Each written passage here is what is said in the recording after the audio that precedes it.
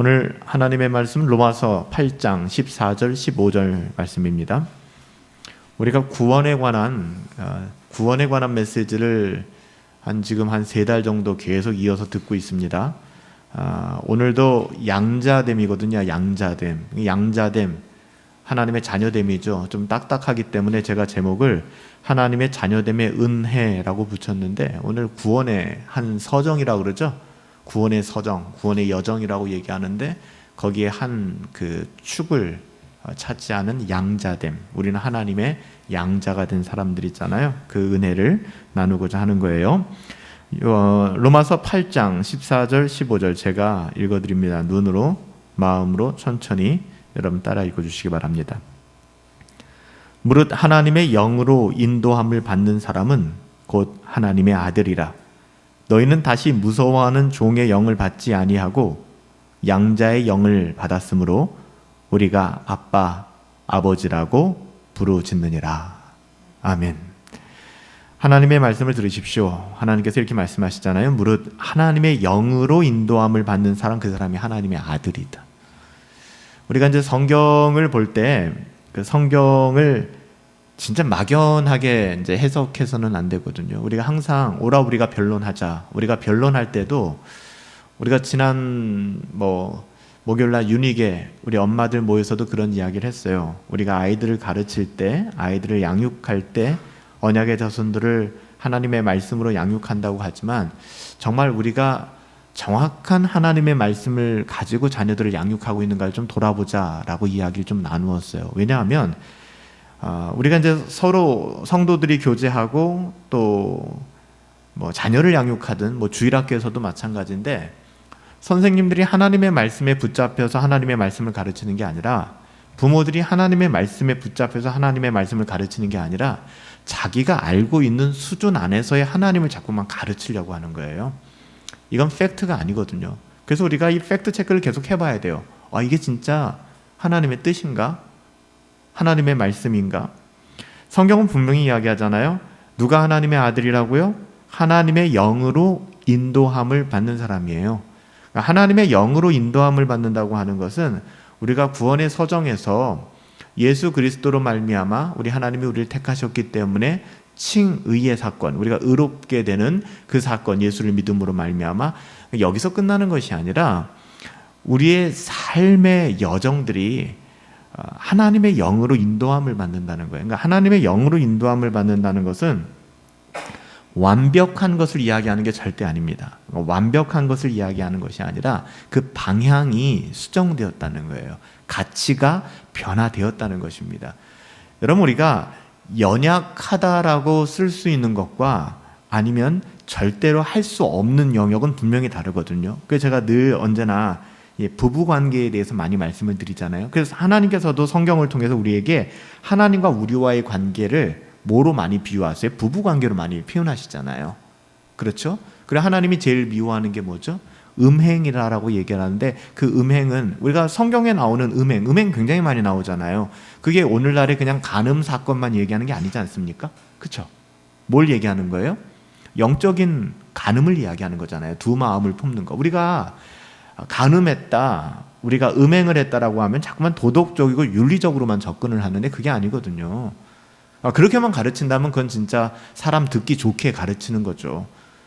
우리에게 굉장한 안정감을 주는 거죠. 우리는 적어도 그런 짓은 하지 않았으니까 난 안전해. 근데 성경은요, 이스라엘 백성들이 밥 먹듯이 음행했다, 상수리 나무 아래서 음행했다라는 게 상수리 나무 아래서 간음을 했다는 얘기 같아요? 아니에요. 우상 숭배를 하고 하나님을 떠났기 때문에. 그러니까 무릇 하나님의 영으로 인도함을 받는 그 사람, 세상의 그 어떠함이 아니라, 그러니까 연약함이 아니라, 그러니까 연약하다라고 하는 것은 말 그대로 연약한 거예요. 근데 우리가 진짜 할 수 없는 것은, 이제 부부와의 관계에서 예를 들면은 우리가 외도를 한다거나 아니면은 이것은 우리가 100번 양보를 하더라도 그 외도가 반복이 되어지고 또 계속 습관화되어지고 한다 그러면 이게 부부관계가 유지가 되겠습니까? 성경에서도 성적인 관계를 밖에 나가서 그러니까 간음이라는 것이, 육신의 간음이라는 것이 자기 몸으로 짓는 죄거든요. 다른 것은 다 외부적인 죄들이에요. 근데 간음죄는 자기 몸 안에 죄가 있어요. 그래서 그 죄가 굉장히 심각한 것이거든요. 근데 이 간음죄와 연결시켜서 우리 하나님께서는 우리와 하나님과의 관계, 그냥 하나님의 영으로 인도함을 받지 않는 사람들이 바로 음행을 저지르는 사람들이라고 얘기하는 거예요. 그러면서 상수리나무 그늘 아래서 계속해서 음행을 저지르고 우상숭배를 하고, 뭐 우상숭배한다고 하니까 우리가 무슨 무당 푸닥거리하는 것을 우상숭배라고 생각하기 쉬운데 그게 아니란 말입니다. 두려워하지 말라는 거예요. 너희는 무서워하는 영을 주지 않았다. 너희는 양자의 영을 받지 않았느냐. 너희는 하나님의 자녀다. 너희가 하나님을 아빠, 아버지라고 부르지 않느냐. 그럼 우리가 하나님으로부터 절대로 벗어날 수 없는, 하나님으로부터 하나님께, 우리 아버지께 절대로 할 수 없는, 그러니까 연약함의 영역을 넘어선 그런 행동을 할 수가 없다는 거예요. 그것을 통해서 우리를 이제 돌아보라고 많이 말씀하시는 거죠. 로마서 8장 14절부터 15절 말씀 우리가 너무나 잘 아는 말씀이죠. 이 말씀을 가지고 하나님의 자녀됨의 은혜 우리가 좀 나누길 원하는데요. 어느 날 제자들이 예수님을 찾아왔어요. 아시죠? 그리고 뭘 물어봤습니까? 예수님, 기도에 대해서 좀 가르쳐 주세요 라고 요청했습니다. 사실 유대인들이었던 대다수의 제자들이 기도를 안 했을까요? 겁나게 기도했습니다. 그들은 종교성이 굉장히 강했던, 그러니까 태어날 때부터 DNA가, 유대인들은 종교성을 타고나는 사람들이에요. 그러니까 종교적으로 굉장히 깊이 있는 사람들이었습니다. 기도 왜 안 했겠습니까? 기도 열심히 하면서 살았습니다. 근데 어느 날 그럼에도 불구하고 흔한 기도가 아니죠. 내가 여지껏 했던 기도와는 뭔가 다른 것 같은 거예요. 우리 주님의 기도가. 그래서 중언부언하는 이방인들의 기도가 아니라, 종교에 매몰된 그런 기도가 아니라 경건의 능력이 있는 기도, 그러니까 경건의 모양 따위만 있는 기도가 아니라, 그건 자기가 알거든요. 내가 경건의 모양만 있는가, 내게 경건의 능력이 있는가는 그건 자기가 알아요. 자기도 모를 정도로 간다 그러면 그건 양심에 화인이 맞은 상태이기 때문에 굉장히 심각한 상태입니다. 그러니까 자기의 주제 파악을 못하는 상태까지 갔다 그러면 영적으로는 굉장히 심각한 겁니다. 굉장히 심각한 거예요. 왜냐하면요, 회개를 안 하거든요. 회개를 안 해요. 그런 사람들은 계속해서 말만 하죠. 제자들은요, 자기들이 기도를 열심히 했음에도 불구하고 알고 있었어요. 우리의 기도와 예수님의 기도가 뭔가 결이 다르다는 것을. 그래서 어느 날 예수님께 찾아와서 물어보죠. 기도 좀 가르쳐 주세요. 뜬금없이 물어본 거예요. 기도 좀 가르쳐 주세요. 그때 주님이 가르쳐 주신 기도가 주기도문이에요. 우리가 잘 아는 하늘에 계신 우리 아버지요 라고 시작하죠. 주기도문 강해도 많이 했고, 여러분 주기도문 다 외우고 계시니까. 어떻게 시작한다고요? 하늘에 계신 우리 아버지요 라고 시작해요. 아버지라는 말이 헬라어는 파테르라는 말인데요. 그 당시에는 이 코인의 헬라어라고 해서 헬라어가 굉장히 여러 종류의 헬라어가 있었는데, 시장에서 상용되는 굉장히 어떻게 보면 천박한 언어죠. 상인들이 쓰는 굉장히 쉬운 언어들, 이 언어로 신약 성경이 쓰여졌고요. 뿐만 아니라 예수님 당시에는 헬라어만 사용된 것이 아니라 아람어도 동시에 사용했어요. 그래서 신약 성경을 보면 대다수가 코인의 헬라어로 기록되어 있지만 몇몇 구절은 아람어로 기록되어 있죠. 예를 들면 달리다 쿰 이런 말들, 예수님이 일어나라, 에바타 열려라, 다 이 아람어입니다. 예수님께서 기도를 가르쳐 주실 때, 또 오늘 본문을 이야기할 때 아바라는 말을 쓴단 말이에요. 이 아바라는 말은 아람어입니다. 아바.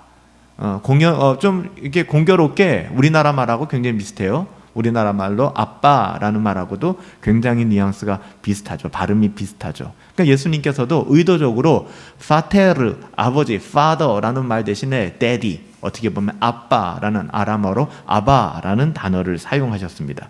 기도를 그렇게 여신 거예요. 하늘에 계신 나의 아빠. 여러분, 아빠 있잖아요. 물론 인간의 아빠는, 인간의 아버지는 정서적으로 우리와 좀 다를 수도 있고, 또 우리가 그분을 존경하지 않을 수도 있고, 그분에 대한 상처가 있을 수 있어서 굉장히 왜곡될 수 있어요. 이 아버지라는 단어가. 그럼에도 불구하고 이 아버지라는 단어가 그들에 의해서 왜곡됐지만, 그 아버지라는 존재와 아버지라는 의미의 순기능은 정말로 너무나 소중한 거 아니겠습니까? 그래서 하나님을 우리가 아버지라고 부르는 거예요. 예수님께서는 기도를 가르쳐 주실 때 의미 있게 얘기하셨어요. 하늘에 계신 우리 아빠, 이렇게 기도하라고 가르쳐 주신 거예요. 예수님은 하나님과의 관계를 놓쳐버린 유대인들에게 하나님이 누구신지를 지금 이야기하고 있는 겁니다. 종교생활 열심히 하고 있고, 교회도 열심히 다니고 있고, 하나님 제법 안다고 얘기하고 구약 성경을 달달 외우는 사람들이었어요. 이런 사람들에게 주님이 의도적으로 말씀하시는 거예요. 너희들이 나에게 기도를 요구하는구나. 주님 기도를 가르쳐 주시면서 하는 말씀은 너희가 하나님과의 관계를 놓쳐버렸다. 우리가 신앙생활 할 때 이럴 때 굉장히 많단 말이에요. 하나님과의 관계를 놓치면 안 돼요. 그러니까 종교의 형식, 경건의 모양, 물론 소중하고 중요합니다. 근데 그거보다 더 중요한 것은 본질이에요. 하나님과 여러분과의 관계. 그게 과연 뭐냐는 것이죠. 여러분 거기에 대한 의미를 찾지 못하면 이 자리에 나와서 졸다 갈 것이고요. 이 자리에 나와서 그냥 공허하게 떠나갑니다. 그냥 씨름하는 거예요. 끝없이 씨름하는 거예요. 하나님과의 관계. 내가 놓쳐버린 하나님과의 관계. 하나님이 누군지 분명하게 말씀하고 계시잖아요. 하나님 뭐라고 말씀하세요? 난 네 아빠다. 스타워즈에 나오는 대사처럼 I'm your father. 난 너의 아버지가 된다라고 얘기하는 거예요. 놀라운 말이거든요. 우리는 하나님 앞에 어떤 모습으로 나왔는지는 모르겠지만 거두절미하고 넌 내 아들이야 라고 말씀하시는 거예요. 난 네 아빠야 라고 얘기하는 거예요. 여러분, 아이를 낳아보신 분들도 계시고 안 낳은 분들도 계시지만 청년들도 있지만 아이가 아빠를 부를 때 무슨 특별한 종교의식이 필요합니까? 예의를 갖춰서 아바마마 이래야 됩니까? 이런 거 없다고요. 우리가 아빠를 종교적으로 믿지 않는단 말입니다. 우리는 아빠를 종교적으로 대할 때 종교적 형식주의에 빠지기 쉬워요. 그래서 기독교가 종교로 머물면 안 되는 것입니다. 기독교는 하나의 생명이에요. 그분과 나와의 관계는 아빠가 된다는 거예요. 여러분, 구원은요, 하나님께서 우리를 먼저 택하신 사건이라고 말씀드렸죠. 하나님이 우리를 택하셨기에 우리를 불러주셨어요. 우리는 그 택하심을 인지하지 못하니까 우리의 이름을 지명하여 불러주신 거죠. 삭개오야, 베드로야, 마태야 불러주셨단 말이에요. 우리를 불러주셨기 때문에 우리가 돌이켜 하나님을 아버지라고 부르며 이 자리에 나올 수 있게 된 것이죠. 분명해요, 그 사실이. 여러분, 아무나 하나님을 아버지라고 부를 수 있는 것이 아닙니다. 하나님을 아버지라고 부를 수 있다는 것이 여러분 어마어마한 특권일 뿐만 아니라 어마어마한 은혜라는 것이 여러분 와닿으십니까? 정말로 그래요. 여러분 어떠셨어요? 근데 여러분 보시면은요, 제가 예수님을 믿고 나서 하나님을 아버지라고 부를 수 있다는 것이 어느 찬양 인도자가 그 조준모 씨의 찬양이자 하나님은 너를 만드신 분, 이 찬양을 인도하면서 그런 얘기를 하는 거예요. 하나님을 아버지라 부를 수 있는 것이 얼마나 다행인지 모르겠다. 그 찬양 인도자의 고백을 굉장히 많이 곱씹게 됐어요. 하나님을 내가 아버지라고 부를 수 있는 것이 진짜 얼마나 다행인지 모르겠다. 하나님의 은혜구나. 여러분 어떠세요? 하나님이 우리의 아버지가 되신다라는 사실이 정말 여러분들에게 그 어떤 것보다도 큰 위로가 되시나요? 하나님이 나의 아빠가 되신다라는 그 사실 때문에 세상의 어떤 그 소란스러움도 번거로움, 번잡함도 다 내려놓을 수 있고 만족하며 위로를 받습니까? 여러분, 아무나 하나님을 아버지라고 부를 수 없더라고요. 교회를 다니는 분들도 마찬가지예요. 교회를 다니는 분들 중에서도 하나님을 진짜 아빠라고 부르는 분들이 별로 없어요. 말로는 아빠라고 해요. 그런데요, 아빠 하나님을 경험하지 못하는 분들이 굉장히 많아요. 말은 하나님 아버지라고 얘기하고 말은 하나님 아빠라고 그러는데 그 아빠와의 관계가 너무 서먹해. 그 아빠와의 관계가 너무 종교적이야. 율법적이야. 과연 하나님과의 관계가 제대로 됐을까? 정말 하나님의 자녀 맞아? 때로는 그런 생각까지 드는 거죠. 요한복음 1장 2절에 이렇게 말씀하고 있어요. 영접하는 자, 아무나가 아닌 거예요. 영접하는 자, 곧 그 이름을 믿는 자에게 하나님의 자녀가 되는 권세를 주셨다. 여러분, 우리 주님을 영접하셨나요? 영접한다는 게 뭐예요? 영접한다고 하는 것이 그냥 단순하게 예수님 믿어요. 그거는요, 성경이 말하잖아요. 그럼 마귀도 해요. 귀신도 해요. 귀신도 예수님 믿어요. 귀신도 예수님이 구원자인 거 믿는다고요. 여러분 그거 모르겠어요? 귀신 영적인 존재인데 마귀도 알아요. 마귀도 이 땅의 마지막 날에 자기가 무저갱에 들어갈 거 알고 있어요. 자기는 심판받은 존재니까 누구보다도 잘 알고 있는 게 마귀예요. 그래서 한 사람이라도 더 끄집어서 자기가 가는 곳에 데려가려고 우는 사자와 같이 두루다니며 삼킬 자를 찾는다라고 얘기하잖아요. 여러분, 영접하는 자, 곧 그 이름을 믿는 자, 여러분 단순한 예수님이 나의 구원자예요 이런 거 아닙니다. 영접한다라고 하는 것은 어떻게 보면 내가 그리스도와 함께 십자가에서 죽고 그리스도가 내 안에 내가 그리스도 안에 이렇게 서로 영적인 연합함이 있는 거예요. 거듭남이 있는 것이죠. 그런 자들에게 하나님의 자녀가 되는 권세를 주신 겁니다. 여러분 하나님의 자녀되면 권세입니다. 하나님의 자녀되면 저는요 하나님의 자녀됨을 구걸하고 싶지 않아요. 예수님 잘 믿어봐 라고 얘기하고 싶지 않아요. 여러분 하나님의 자녀들은요 하나님의 자녀의 권세가 무엇인지 잘 알아요. 전 우리 모두가 그 권세를 누렸으면 좋겠어요. 여러분 이 권세를 가진 사람들은요 흔들리지 않습니다. 그러니까 흔들리지 않는다는 것은 단 한 번도 흔들리지 않는다가 아니라 흔들리긴 하죠. 가끔 시험에도 들고 가끔 넘어지기도 해요. 그런데 넘지 말아야 될 선 밖으로 넘어가지 않습니다. 그리고 하나님을 믿는 것과 아는 것과 행하는 것에 대해서 분리되지가 않아요. 정확한 신앙의 고백이 있기 때문에 우리는 예수 그리스도를 통하여 하나님의 자녀로 거듭났죠. 예수님밖에는 없어요. 그렇기 때문에 우리가 그 순간 종이 아니에요. 노예가 아니라는 거예요. 여기서 노예는 죄의 노예죠. 죄가 부려먹는 노예. 그러니까 입만 열면 거짓말하고 입만 열면 죄 짓는 겁니다. 눈만 뜨면 죄 짓고 우리가 그렇잖아요. 그렇지 않나요 여러분들? 눈 뜨면 죄 짓잖아요. 때로는 정말 주님 말씀하시는 것처럼 이 눈 하나, 이 눈 둘 그냥 뽑아버리고 죄 짓지 않는 것이 낫겠다라는 그런 두려운 마음도 들 때가 있어요. 내 두 손 다 끊어버리는 것이 차라리 그래서 우리가 죽음이라고 하는 것이 더 이상 죄를 짓지 않는 정말 너무나도 완전한 그 영화에 우리가 들어가는 것이다라고 이야기를 하잖아요. 그럼 그 전까지는 죄와의 싸움이죠. 우리는 예수 그리스도로 하나님의 자녀가 되었죠. 이제 더 이상 죄의 노예가 아니라는 겁니다. 죄의 종이 아니라는 것입니다. 그럼 뭐예요? 하나님의 자녀라는 거예요. 여러분 하나님의 자녀의 반대말은 뭘까요? 죄의 노예입니다. 죄의 노예예요. 구원 얻게 된 새로운 신분이 뭘까요? 구원받기 전에는 우리는 죄의 노예. 전적으로 타락했기 때문에 머리끝부터 발끝까지 죄가 우리를 장악하고 있는. 여러분 잘 아시죠? 어린아이들이 쇳덩어리예요. 쇳덩어리. 우리가 어린아이 태어나면 그 아이가 선하게 태어나고 그 아이가 세상에 물들어서 악하게 된다고 생각하지 마세요. 어린아이들은 태어날 때부터 쇳덩어리입니다. 전적으로 타락한 존재. 그들이 거듭나지 않고 거듭남의 은혜를 아이들이 경험하지 않는 한 그들은 늘 죄를 짓고 하나님을 모욕하며 살아갑니다. 세상을 버타며 살아가요. 그게 성경의 가르침입니다. 인간은 누구나 타락했기 때문에 죄의 노예이기 때문에. 근데 우리가 예수 그리스도로 말미암아 하나님의 자녀가 되었다는 것이죠. 당시 로마 시대잖아요. 로마법에는 양자에 대한 그런 규정이 있었어요. 오늘날과 좀 다르죠. 오늘날보다 더 분명하게 로마법에는 양자가 되면 아버지 뒤를 이을 모든 그 상속자의 권한을 즉시로 다 부여받을 수가 있었습니다. 뿐만 아니라 아버지의 모든 후광을 다 누릴 수가 있었죠. 전적인 도움과 보호를 받을 수가 있었어요.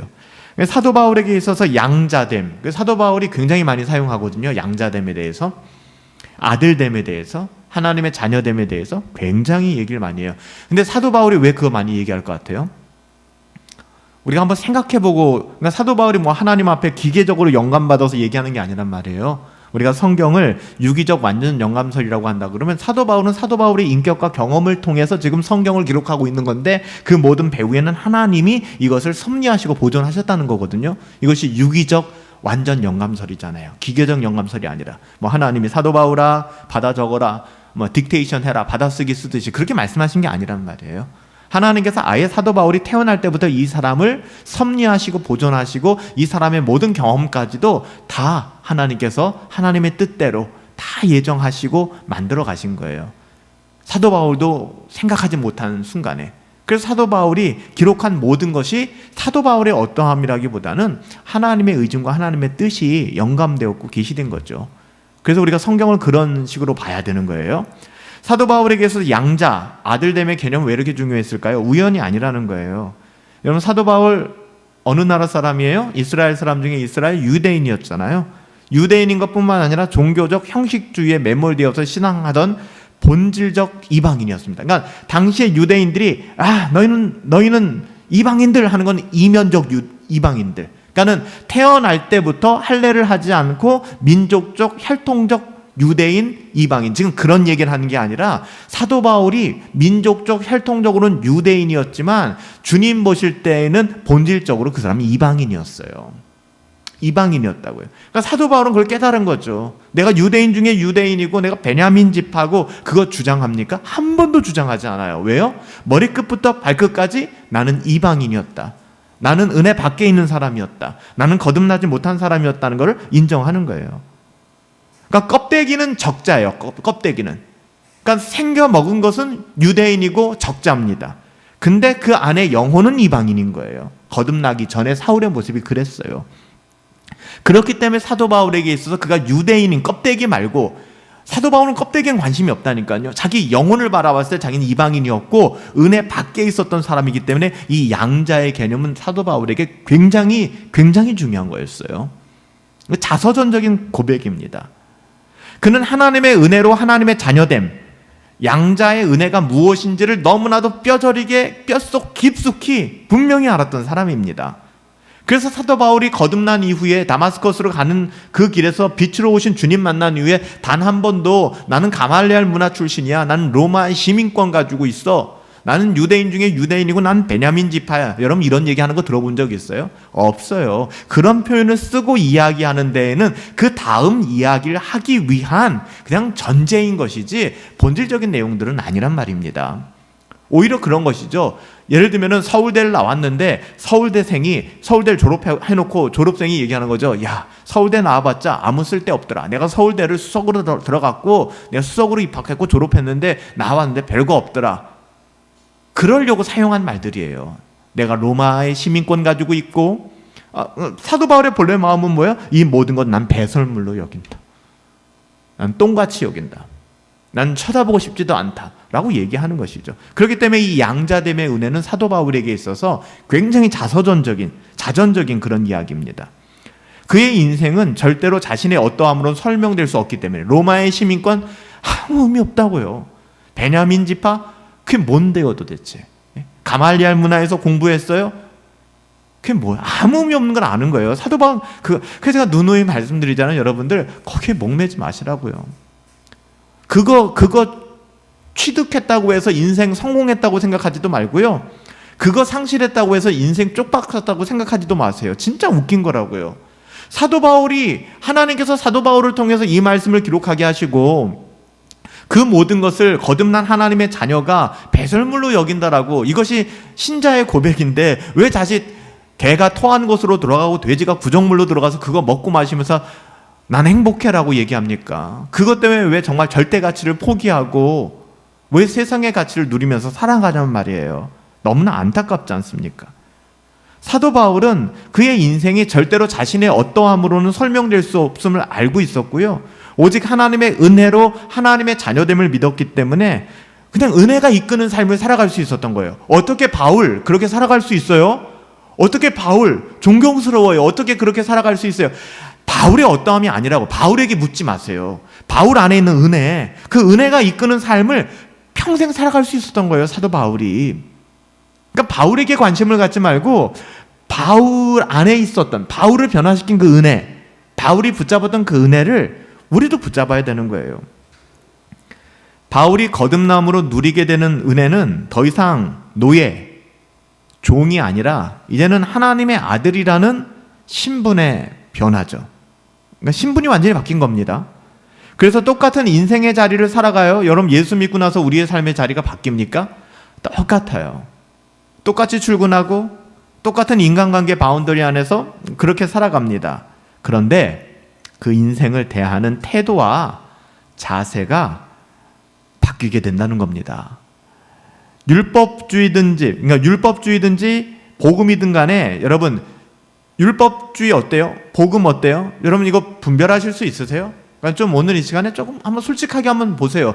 율법과 복음 여러분 분별하실 수 있으세요? 저 사람이 율법주의에 빠졌는지 아니면 복음의 감격 속에서 살아가는지 여러분 분별 가능하세요? 어떠세요? 제가 지금 설교를 하고 있잖아요. 설교를 하면서 열심히 설교를 하면서 지금 교회를 여러분들을 섬기고 있는데 제가 지금 율법주의로 하고 있습니까? 아니면 복음으로 하고 있습니까? 이런 거 분별하실 수 있으세요?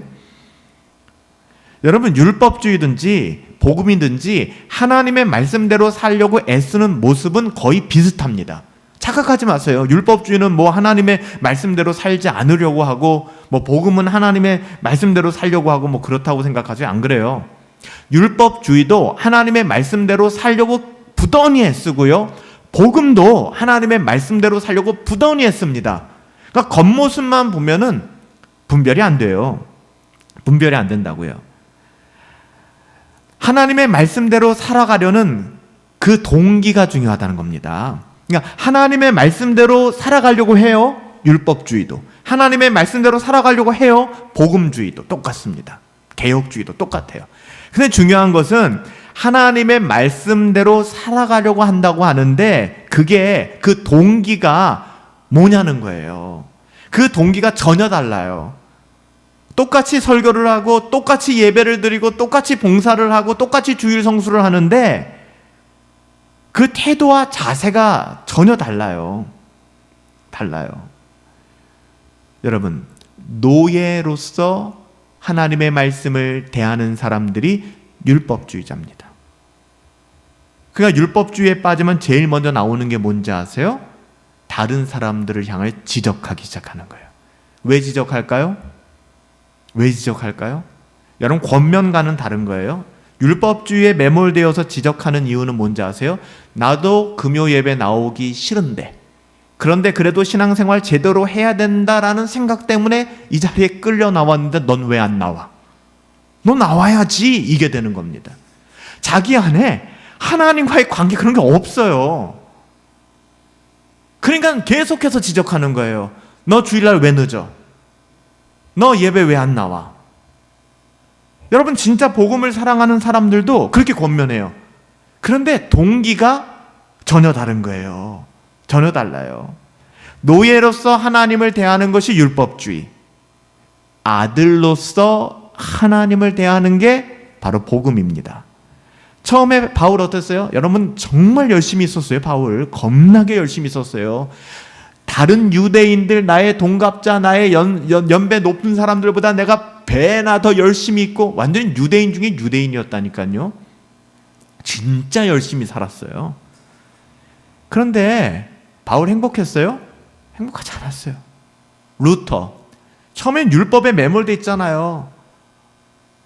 그 법대생이었을 때 고향에 내려갔다가 다시 돌아오는 길에 그 마른 벼락이 치며 그 공포감 속에 성 안나여 나를 좀 보호하소서, 얼마나 두려웠으면 수도사로 서원하고 무릎으로 그 계단을 오르내리며 고행을 하며 어떡하든, 이 율법주의거든요. 여러분들 얼마나 열심을 부렸습니까? 그런 열심에 뭐 100분의 1이라도 우리가 있습니까? 솔직히 오히려 그런 율법주의에 빠진 사람들이 왜 이렇게 열심을 부리는지 모르겠어요.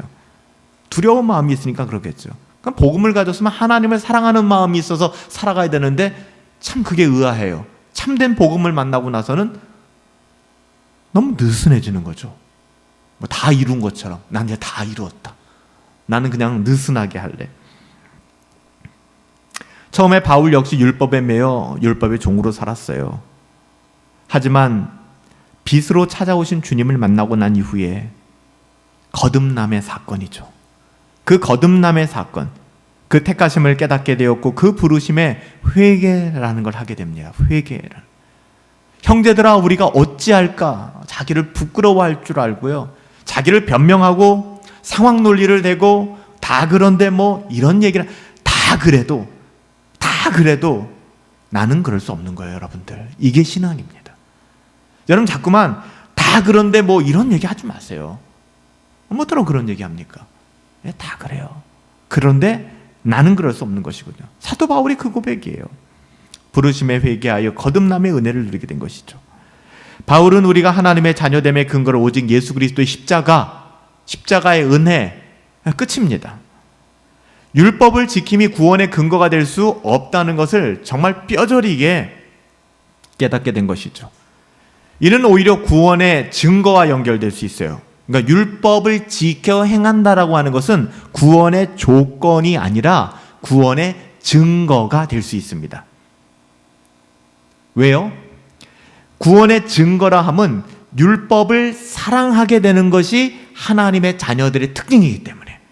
그러니까 예배를 고행으로 생각하고 내가 예배 나와서 천국에 갈 거야 라는, 내가 예배 나와서 하나님께 인정받을 거야 라는 말도 안 되는 공로주의에 빠지는 게 아니라 주님을 사랑하며 하나님을 사랑하기에 예배의 자리에 나오게 되는 것이고 하나님의 말씀대로 살려고 한다는 거예요. 그러니까는 이것은 하나님으로 인한 기쁨과 즐거움이 격발되어서 나타나는 겁니다. 하나님의 말씀을 대하는 가치관의 변화, 이것이 거듭남의 증거입니다. 네. 정말 많이 봐요. 우리가 신앙생활 하면서 너는 왜 이렇게 하니? 너는 왜 이렇게 하니? 너는 왜 이렇게 하니? 라고 지적하던 사람이 결국에는 시간이 지난 다음에 시험에 들어요. 왜? 그렇게 지적을 해도 이 사람들이 안 바뀌거든요. 그러고 나서 어떤 지점에 놓이게 되느냐? 목사님, 나만 일해야 돼요? 나만 이렇게 힘들게 일해야 돼요? 그게 왜 힘드냔 말이에요. 그게 왜 힘드냐고요. 그래서 그 사람이 내 뜻대로 바뀌어져야 내가 기분이 좋아요? 막 뭔가 동기부여가 됩니까? 여러분, 그건 우리의 영역이 아니란 말입니다. 더 교회 공동체가 안 좋아지고 병들게 되면 어떻게 되는지 아세요? 나중에 모두 다 예전에 그렇게 하면 안 돼라는 이야기를 듣던 그 모습으로 모두가 돌아가서 살게 돼요. 그러니까 진짜 복음의 은혜 안에서 우리 예배에 목숨 걸자, 우리 복음의 가치를 가지고 살자 했던 사람들이 없기 때문에 다 율법주의적인 적당한 율법주의 선 안에서 자꾸만 이야기를 했기 때문에 결국에는, 그래서 저는 많이 보았어요. 심지어는 목회자들 가운데에도 정말 열심히 목회하던 사람이 나중에 번아웃 되고, 그리고 공황장애에 걸리고 우울증에 걸리는 거예요. 전 그런 목사님들을 비하하고 싶지 않아요. 굉장히 많아요. 목사님들 중에서 공황장애에 걸리시는 분들이. 그래서 1년, 2년 요양하다 그래도 낫지 않아서 결국 목회를 내려놓는 분들도 제가 많이 뵀어요. 근데 그런 분들의 이야기들을 나누어 보면은 그 안에 되지 않는 씨름이 너무 많은 거예요. 나는 그냥 하나님으로 좋으면 되는데, 즐거우면 되는데. 제가 한번 말씀드렸잖아요. 우리 목사님들끼리 모이는 모임들에 갔는데 그 모임에서 막 여러 얘기를 나누는데 목회의 어려운 얘기들을 많이 말씀하시는 거예요. 알아요. 인간적으로 어떻게 보면 이렇게 얘기하면 되게 재수 없을 수 있다는 거. 뭐 너만 잘났냐 이런 얘기 들을 수 있다는 거. 근데 전 진심으로 그렇게 얘기했어요. 너무 그 어려움과 불평과 낙심이 계속 몇 시간째 꼬리를 무니까 제가 그렇게 얘기했어요. 목사님들, 그럼 목회하지 마세요. 그거 하지 마세요. 괜찮아요. 우리 가운데는 지금 같은 신학교 동기생들 중에 누군가는 보험을 해요. 보험 팔고 다니세요. 근데 돈 진짜 많이 벌어요. 어떤 분은 전기 배선하면서 살고 계세요. 직업이 그거예요. 목산수까지 받았지만. 저는 그분들이 저보다 열등하다는 생각 단 한 번도 해본 적이 없어요. 그분은 그분들의 삶이 하나님의 소명이라고 저는 생각해요. 가장 나쁜 케이스가 뭔지 아세요? 목회를 한다고 하면서, 신앙생활을 한다고 하면서 자꾸 불평하는 거예요. 하지 마세요. 그거 왜 그러고 있어요? 그 내면에 계속 들어가 보면 왜 그럴까? 하나님으로 만족하는 게 아니에요. 그러니까 나중에 내 뜻대로 사람이 변하지 않고 공동체가 변하지 않으니까 목사가 공황장애에 걸리고, 리더들이 공황장애에 걸리고, 우울증에 걸리고, 더 나쁜 케이스는 아유 그래 주일 성수 아니면 제자훈련 헌금 연보 이런 거 암만 얘기해봤자 다들 듣지도 않는데 나도 그냥 내 멋대로 살래 이렇게 돼버리는 거예요. 굉장히 좀 많이 봤어요. 그러니까 이건 교회가 아니게 되는 거예요. 그 이유가 뭘까요? 하나님의 복음이 뭔지를 모르는 거예요. 그러니까 다 율법적인 신앙생활에 골몰하고 있는 것이죠. 하나님의 말씀인 율법에 대한 태도에서 종과 아들은 확연한 차이가 납니다. 종은요 굉장히 두려워요. 그리고 종은요 뭔가 강박관념을 가지고 살아갑니다. 율법에 묶여서 살아가요. 이 종의 특징. 아들은요 율법 안에 담겨있는 하나님의 사랑을 볼 수 있단 말이에요. 그러니까 하나님께서 왜 이렇게 말씀하셨지? 하나님께서 왜 예배를 소중히 여기게끔 말씀하셨지? 왜 하나님께서 기도하라고 하셨지? 그 예수님께서 너희는 이렇게 기도하라. 하늘에 계신 우리 아버지요 라고 가르쳐 주신 이유가 여기 있다니까요. 기도했어요, 이 사람들이요. 근데 하나님과의 관계 자체가 없는 거예요. 저는 우리 공동체도 많이 돌아보고 싶어요. 여러분 어떠세요? 하늘에 계신 우리 아버지, 그 안에 함축적인 여러분 신앙의 고백이 담겨져 있어요? 정말 하나님이면 만족하고, 여러분 안 바뀐다니, 사람은 안 바뀌어요. 절대로. 사람의 힘과 능력, 설득으로 안 바뀝니다. 그러니까 우리가 상처받는 거예요. 물론 우리가 사람에게 사람을 사랑하고 인간적으로 사람을 기대하는 것은 난 너무 좋은 거라고 생각해요. 늘 기대해야죠. 하지만 사람에게 너무 실망하지 마세요. 그러니까 사람에게 기대까지만 하세요. 실망하지 마시라고요. 우리는 하나님을 바라봐야 돼요. 궁극적으로 하나님을 바라봐야 돼요. 여러분, 우리가 율법 안에 담겨있는 하나님의 사랑을 보게 되면 하나님의 자녀들은 율법을 통해서 타락한 이 세상에서 진정으로 하나님을 사랑하고 이웃을 사랑하고 나 자신을 사랑하는 법을 배워갑니다. 첫 번째 뭐라고요? 하나님 사랑하는 법을 배우셔야 돼요. 몰라요. 어떻게 하는 게 하나님을 사랑하는 건지를 잘 몰라요. 여러분들은 알고 계세요? 어떠세요, 여러분들? 여러분들 정말 어떻게 하는 것이 하나님을 사랑하는, 이거 굉장히 서툰 거예요. 하나님과의 연애, 하나님과의 사랑이 굉장히 서투니까 이게 잘 안 돼요. 그러니까 여러분, 연애를 제대로 안 해본 사람들이 서로 만나면 상대방을 굉장히 불편하게 만들거든요. 여러분, 하나님을 사랑하는데 혹시 하나님이 불편하게 만들 수 있다니까요. 하나님을 사랑하는 것, 이웃을 사랑하는 것, 내 자신을 사랑하는 법을 우리는 하나님의 말씀을 통해서 배우게 되는 겁니다. 죄로 인하여 죽은 우리들을 하나님의 아들 삼아 주심을 위해서 하나님께서 그 아들을 보내시어 여자에게 나게 하시고 율법 아래서 자라게 하셨잖아요. 그분은 율법의 모든 요구를 다 이루셨고, 우리 예수님께서는 능동적 순종이라고 하죠.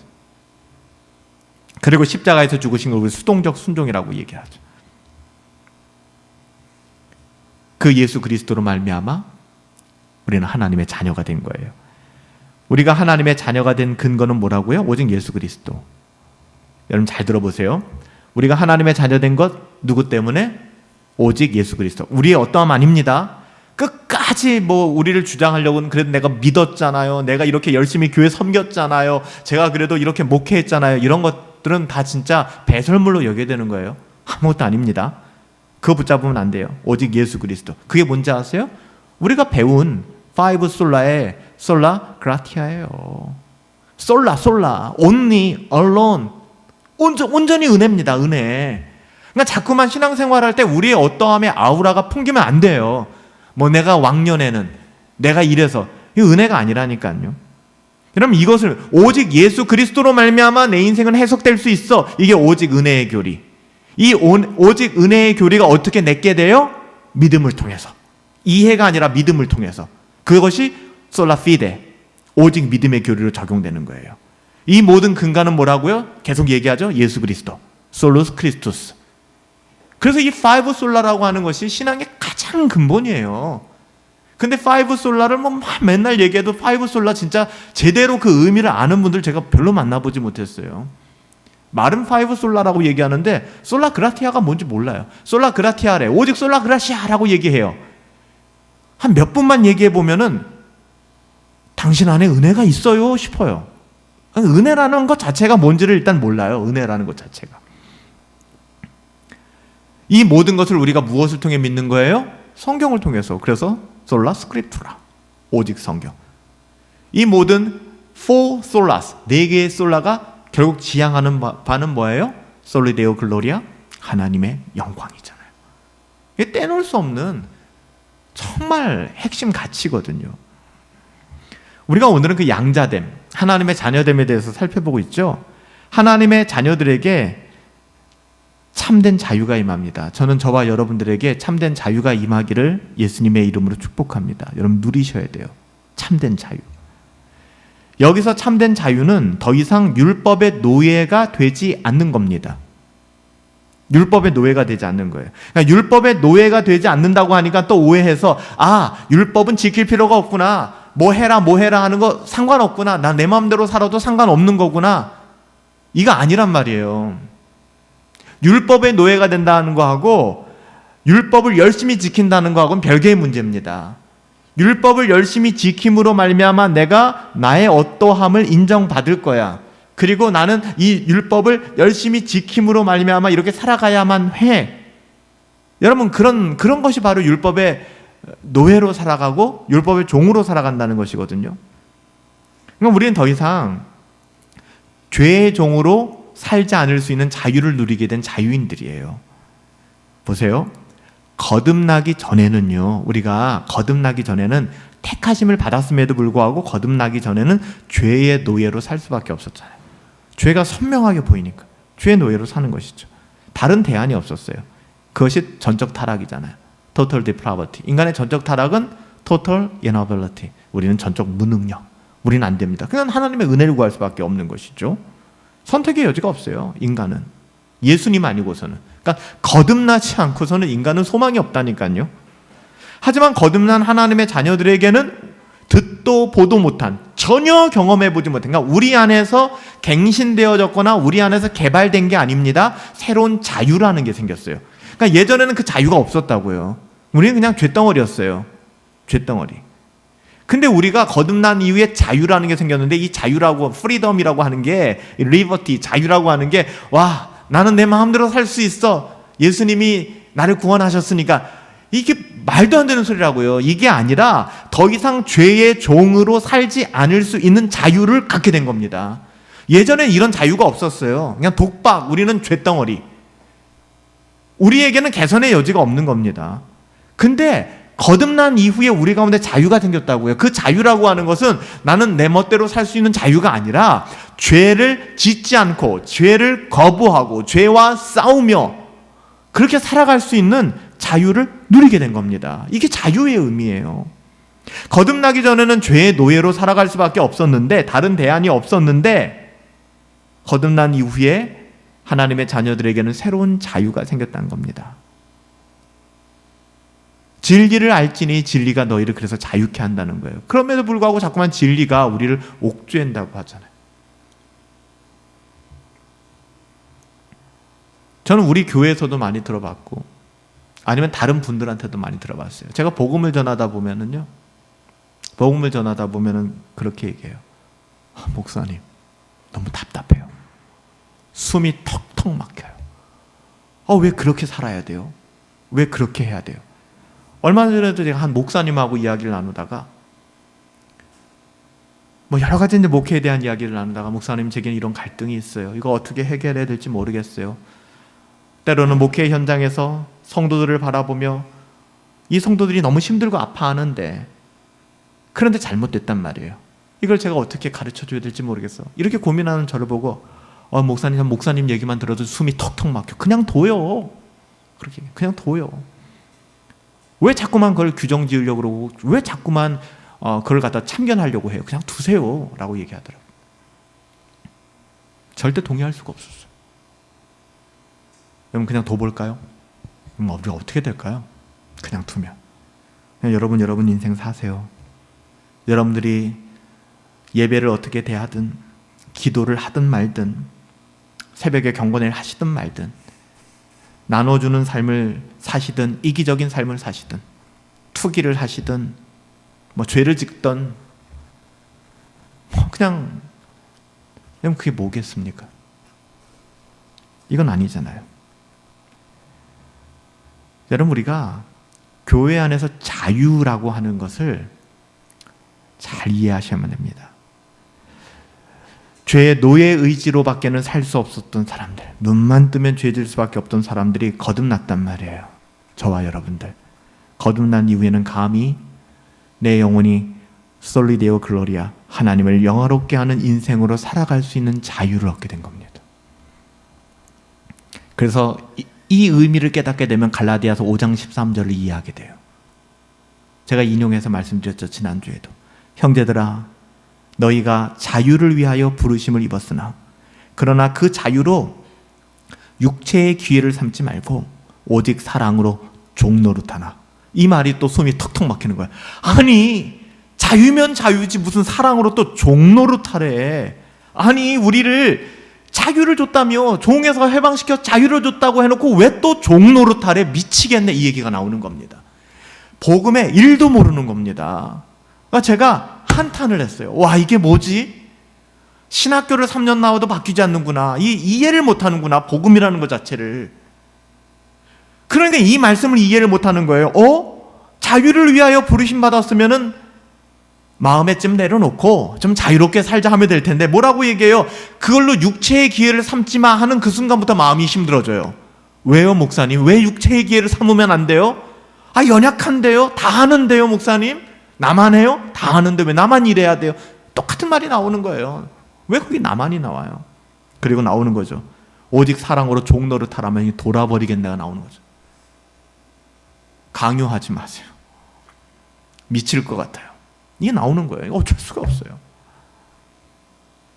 오직 사랑으로 섬길 수 있는 자유? 자유가 아닌 거죠, 듣기에. 예배당에 나올 수 있는 자유. 매일 대청소에 나올 수 있는 자유. 옛날에는 대청소 왜 나와요? 미친 짓이지. 주일날, 일요일날 그냥 교회나 한번 가고 종교 활동만 해도 그냥 박수 받고 그냥 지성인이라고 얘기하는데 금요일날 못하러 나와요. 그렇지 않아요? 예배 새벽 경건에 못하러 해요. 토요일날 무슨 청소를 나와요. 세상 사람들 들으면 아마 미쳤다고 할 거예요. 교회 나가서 청소도 하냐? 너 미쳤냐? 라고 얘기할 겁니다. 제가 예전에 중고차를 거래할 일이 있었는데 고등학교 선배님을 만났어요. 알고 보니까 제 고등학교 선배시더라고요. 아주 한 15년 선배. 친해졌어요. 목사인 거 알고 후배님 하면서, 목사님 하면서. 그래서 제 차를 그분에게 팔았어요. 근데 제 차가 좀 사연이 있었거든요. 근데 그분이 이제 상사에 딱 들어가서 제 차를 그 가격에 사겠다고 하니까 옆에 있는 딜러들이 이 친구 미쳤어, 왜 그래? 막 이렇게 얘기하는 거예요. 근데 그분이 그렇게 얘기하는 거예요. 목사님이셔 라고 얘기하는, 저를 그렇게 소개한 거죠. 그냥 지금도 못 잊어요. 그 옆에 있는 상사들이 다 말도 안 된다는 표정 가지고, 야, 너 돌았냐? 이 표정인 거예요. 그 사람들에게 목사는 믿을 사람이 아니에요. 사기꾼들이지. 교회라는 집단은 광신도들의 집단이지. 그런데 거듭난 신자들은 교회를 그렇게 대하지 않는다고요. 왜요? 교회를 교회로 대할 수 있는 자유를 누리게 된 겁니다. 그 얘기를 하는 거예요. 대청소를 나올 수 있는 자유가 생기는 거예요. 예전엔 거기 왜 가요? 미쳤어요? 토요일날 그 황금 시간에 할 게 없어서 교회 나가서 청소를 해요? 돌았어요? 이렇게 얘기할 겁니다. 아마 교회 다니시는 분들도 이렇게 말씀하시는 분들 많을 거예요. 그런 생각이 있게 되면 안 하는 거죠. 제가 너무 좀 강하게 말씀드리나요? 사실 그렇거든요. 그런데요, 하나님이 은혜를 주시면 자유라는 게 생기는 거예요. 그렇게 하고 싶은 자유, 섬기고 싶은 자유, 내가 좀 망가질 수 있는 자유. 갈라디아서 5장 13절 말씀을 묵상하다 보면 보세요. 종의 아들에서, 그러니까 보세요. 종에서 아들로 바뀌었죠. 잘 보세요, 레파토리를. 종에서 아들이 됐는데 결론은 또 뭐가 돼요? 또 종이 되잖아요. 그렇지 않아요?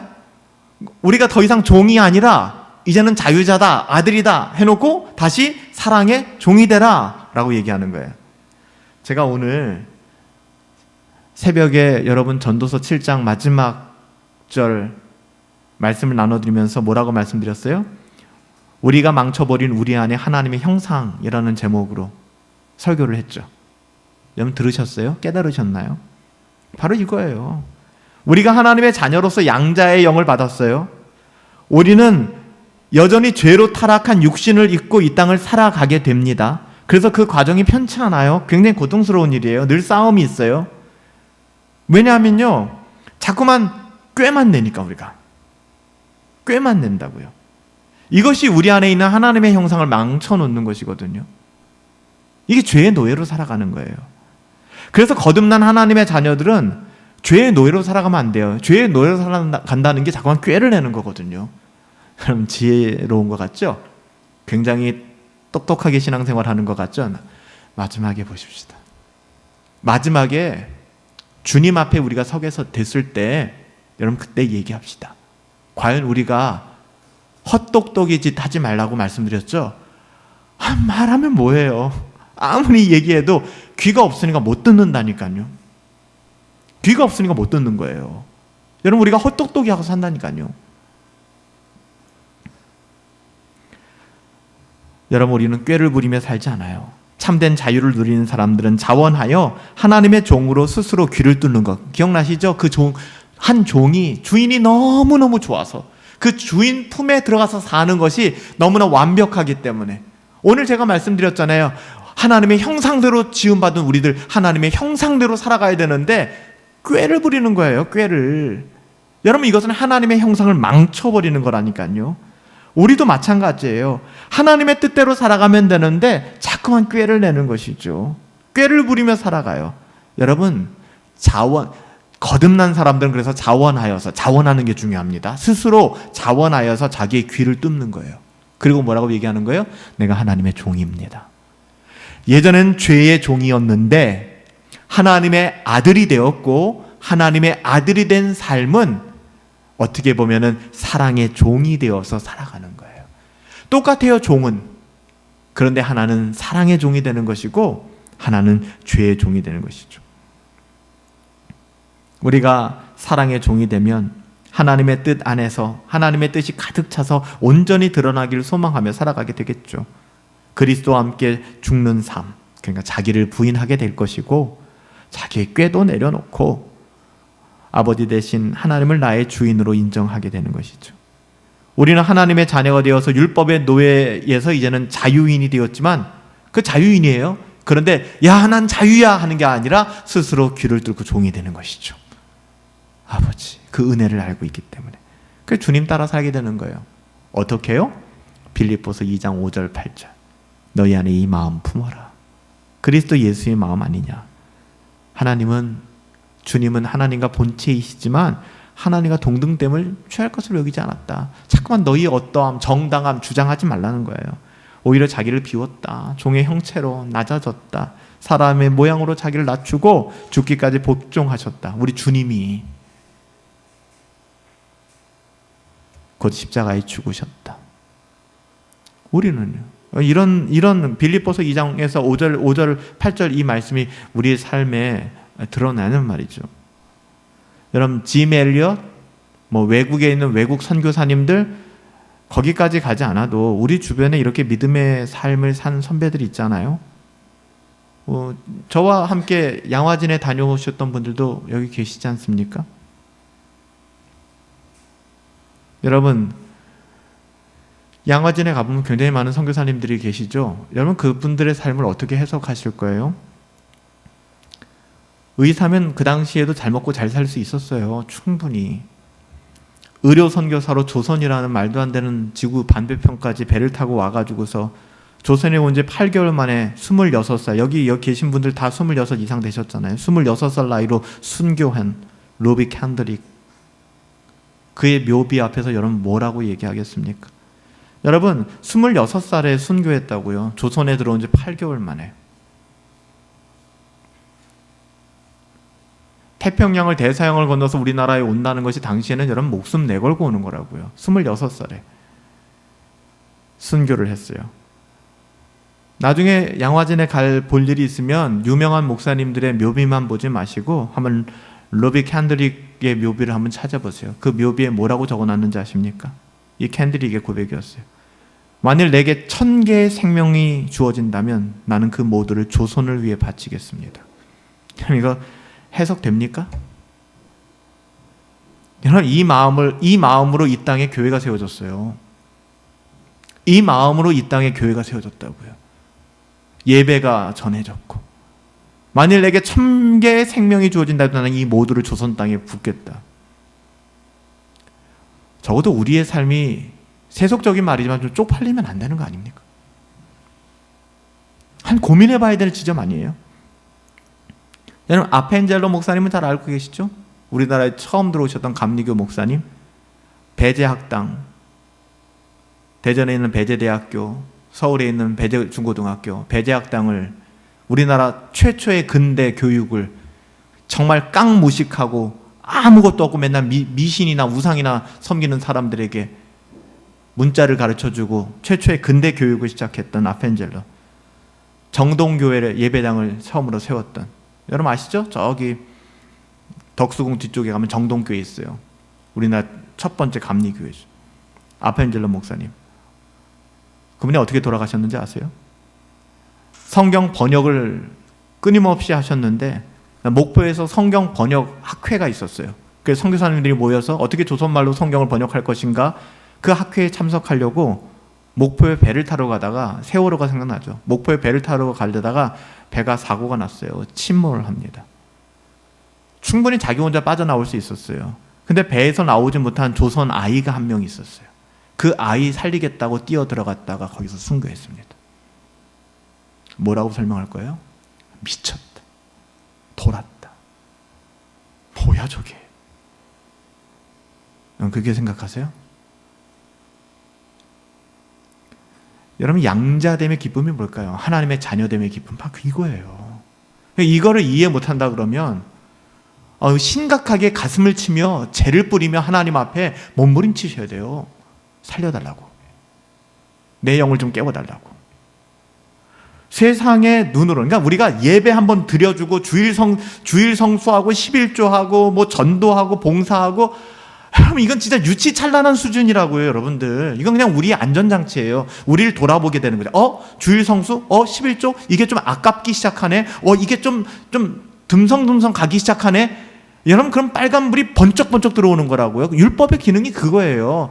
난 주일 성수 한 번도 빠진 적 없어. 그거 자랑하는 분도 엄청 많아요. 내 평생 주일 성수 한 번도 빠진 적 없어. 그게 무서운 사람이에요, 그런 사람들.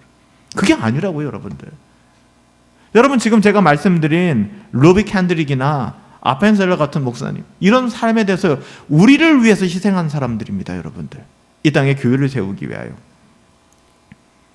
그들을 이런 삶으로, 이런 자유함을 누리게끔 만들었던, 아펜젤러가 그래야만 하는 당위감과 그렇게 해야 천국에 간다는 생각 가지고 그 배 후미로 가서 아이 살리다 죽었을까요? 아니란 말이에요, 여러분들. 여러분, 이런 선교사님들이나, 지금도 저는 그래요. 우리 선교사님들, 오늘도 목사님들 장례가 2군데나 지금 나가지고서 제가 정신이 없는데, 정말 힘들게 목회하시는 목사님들 많이 계시거든요. 그럼 괜한 동정어린 눈으로 보지 마세요. 많이 힘드시겠다. 동정어린 눈으로 보지. 그분들의 삶을, 믿음의 사람들의 삶을 여러분 폄하하지 마세요. 여러분, 인생 마지막이 중요하다고요. 마지막. 여러분, 이분들이야말로 그리스도 예수의 마음을 그대로 누리며 살았던 하나님의 자녀들 아닐까요? 교회 안에는 두 부류의 사람들이 있어요. 바울의 표현대로 말하면 여전히 종의 영을 받아 살아가는 사람들, 거듭나지 않은 분들이죠. 거듭났다 생각하지만 거듭나지 않은 분들. 또 한 사람들은 거듭나서 하나님의 아들의 영을 받은 사람들이에요. 여러분, 종의 영을 받은 사람들의 특징은 두려워 떠는 사람들입니다. 신앙생활 자체가 그래요. 늘 두렵고, 늘 짜증나고, 답답하고, 자유함이 없어요. 즐거움이 없어요. 여러분, 우리는 하나님의 자녀들이잖아요. 하나님의 자녀됨의 의미가 무엇인지를 다시 한번 깊이 생각했으면 좋겠어요. 하나님을 아버지라고 부를 수 있다는 것이 내 삶에 얼마나 큰 위로가 되는지. 나는 이제 더 이상 죄의 종이 아니구나. 율법의 종이 아니구나. 나는 하나님의 자녀구나. 이 자유가 뭔지. 내가 그 자유함으로 내 귀를 뚫어 하나님의 종이 되겠습니다. 사랑의 종이 되겠습니다. 이게 신자의 삶이구나. 오늘 말씀처럼 우리 안에 있는 하나님의 형상을 망쳐놓지 마시라고요. 자기 헛다함으로. 이거 헛똑똑이라고요. 여러분, 똑똑하다라고 얘기하고 나는 적당히 잘하고 있어 라고 이야기하는 것이 절대 인생 잘 사는 거 아닙니다. 저와 여러분들 주님 다시 만나는 그날에, 정말 그날에 정말 아낌없이 쏟아부은 나의 삶으로 하나님의 영광을 드러내고 또 위로받고 또 소망하며 그 모든 것들 가운데 기쁨과 즐거움이 그렇게 넘쳐날 수 있게 되기를 예수님의 이름으로 축복합니다. 살아계신 아버지 하나님, 하나님의 아들, 자녀됨의 의미가 무엇인지를 정말 더 깊이 깨닫고 누릴 수 있게 되기를 원합니다. 하나님, 우린 죄의 노예가 아닙니다. 하나님을 아버지라고 부를 수 있는 하나님의 자녀들입니다. 오늘 이 시간 연약한 우리들 안아주시고 우리를 바라봐 주시고 우리를 도우시며 우리에게 힘을 더하여 주시고 때로는 우리의 마음 다 뜯어 고쳐주시고 볼 수 없는 우리의 상처까지도 보듬어 주시는 그 주님 깊이 이해하며 누리며 살아갈 수 있도록 내 영혼 새롭게 세워주시기를 간절히 소원하옵고 예수님의 이름으로 기도합니다. 아멘. 우리 아버지 하나님께 고백하십시다. 예, 가사 다 아시니까 눈을 좀 감으시고